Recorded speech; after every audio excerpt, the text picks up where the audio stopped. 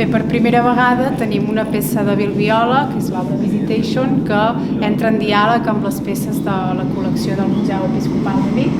Les obres de Bill Viola, des d'una vessant filosòfica i amb un punt de vista molt personal, són obres que destil·len, com veiem, una gran humanitat. Tot el treball de Bill Viola es basa en les emocions, en allò sensible i més profund de la persona humana, i és en aquest sentit que sempre busca, i aquesta recerca de fer visible l'invisible, de materialitzar a través de l'art allò que en un mirall no reflectiria de la realitat.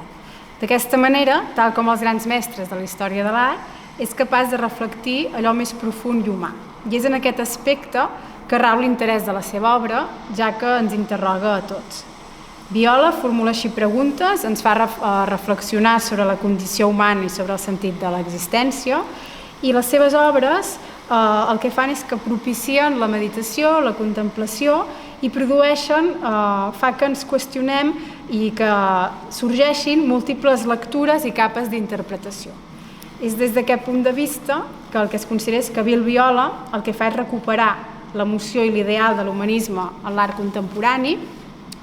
i d'aquesta manera les seves obres potser no es troben tan allunyades de l'art medieval com ens podíem imaginar, sinó que, com veiem aquí al museu, entren en diàleg amb aquesta.